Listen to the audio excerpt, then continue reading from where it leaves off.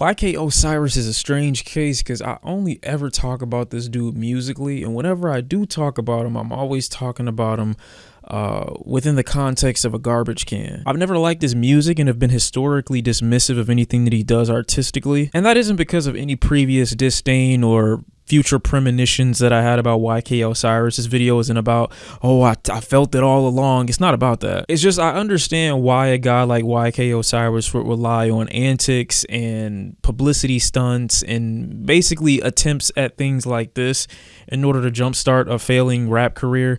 Dude hasn't had a hit since 2019. I'm not surprised that he's trying to get back in people's social media by forcing a kiss on a woman. And that's genuinely what I believe happened here. I know I might be explaining this like you already know what's going on, but in case you don't, YK Osiris at a basketball event forced a kiss more than once on a woman rapper by the name of Sukihana. And I'm obviously not going to show her getting assaulted. You'll see him walk up behind her, put his hands over her shoulders, start massaging her, and she looks visibly uncomfortable because, hey, some random person that I have no idea about is touching me, and I don't know you, and I probably never met you. And even if I have, I didn't say I wanted to do this. If you thought it couldn't get any worse, he proceeds to bend forward and force a kiss on her. And there are 3 other people on the panel sitting by watching this happen, seeing her resisting, looking visibly uncomfortable, but not trying to ruin the work that they're there to do. I know what trying to keep the peace looks like, and this is exactly what that is.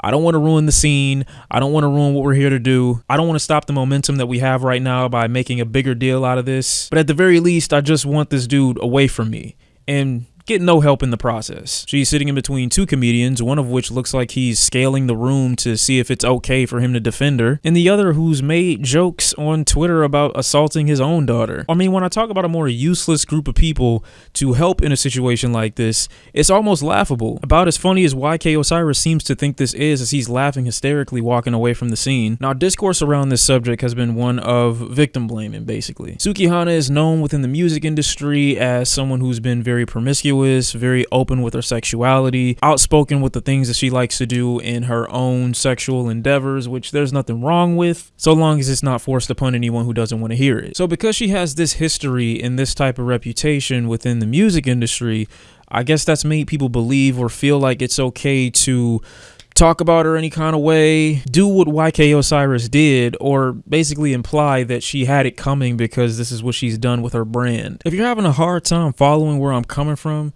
this is almost like the equivalent of somebody like P&B Rock going to get food with his girlfriend and people blaming his death on him wearing jewelry as opposed to the people who came in and just robbed and killed him. It's almost like the people that are defending the perpetrators in these instances think that they're motivated purely by the idea of these other people existing in these circumstances and wouldn't act out these same urges regardless of whether or not the person was in the position that was right for them to do what they did to them or not. This argument implies that these victims are the cause and the motivators for these people, and they otherwise would be perfectly normal human beings had the victim never met their gaze. Now, do I think YK Osiris is the face of sexual deviancy in this way? That's the point. There isn't one face to represent this group of people. It can be anyone. And this type of assault comes in many different forms. So when you hear somebody or a victim speaking out about, oh, you know, I've been assaulted before, please rid your idea of what this typically looks like from a theatrical point of view. I think a lot of people have their idea of assault in this form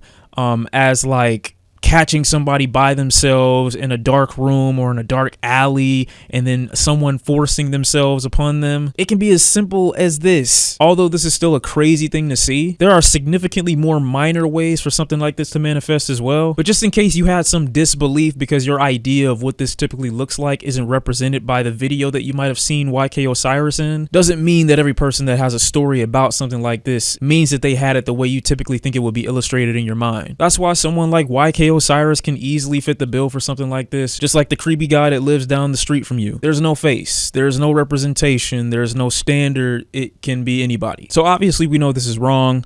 YK Osiris, I do believe, is doing this for attention because of a music career that, regardless of how many people he associates himself with, cannot get off the ground. And as opposed to strategically going in the studio, making music that shows how much he's grown artistically, instead decided to plan out this forced assault on Sukihana with zero foresight on how this would affect the very same career he's trying to revive through these antics from a social point of view. And I don't say from a musical point of view, because we see how artists in the industry tend to treat people who are accused and convicted of sexual assault. Lil Durk went on what almost felt like a bit of a press run, calling out Gunna for snitching, being a rat, and not being true, and not being 10 toes down with your man, but still decided to work with an artist like Kodak Black because it really doesn't matter to him. And these artists really don't have any morality. They really don't have a code that they stick by. You just have to make sure that your shit don't affect me and I'll be cool with you. Or you can use it in a more pretentious context and say, hey, I'm going to use you for a Kendrick Lamar project. Regardless of how you feel about it, there is no negative for people that do stuff like this from a legal standpoint over 50% of the time, and from a business standpoint. And when you're forced down people's throat from a business point of view and the algorithm is still pushing you, it's easy for people to forget because you're thinking in your mind, there's no way a guy who did something like this bad will be promoted to me the way that he's being pushed. It's disheartening. It is. It's disheartening to think about. It's disheartening to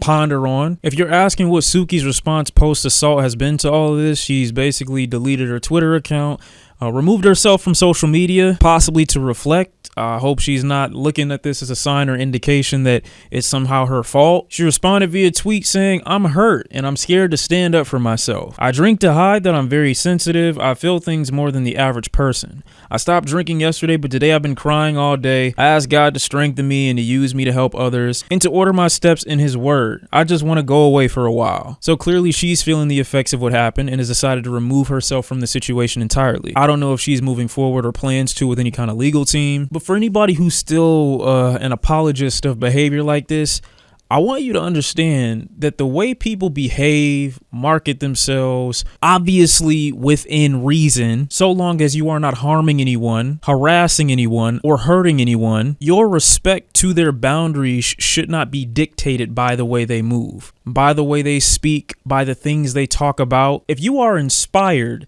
to give someone less respect or less access to their own boundaries because they behave in a way you deem promiscuous, you need to be neutered and mentally evaluated. And I'm not demanding any of the men in that situation walk up on a YK Osiris, start stomping him out and throw him outside like Uncle Phil does to Jazz on the Fresh Prince. But there should be immediate social ramifications for something like that. You should not feel comfortable laughing something like that off and hee hee ha ha and everybody in the room. So from a social standpoint, I think YK Osiris should be done.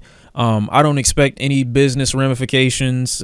Maybe in the future he has a hit and everybody decides to work with him again. Maybe legal ramifications come as a result of this. Maybe they don't. This isn't like an L for YK Osiris or awkward or embarrassing. This is disturbing, very boundary breaking behavior, and bro need to be dealt with in some way.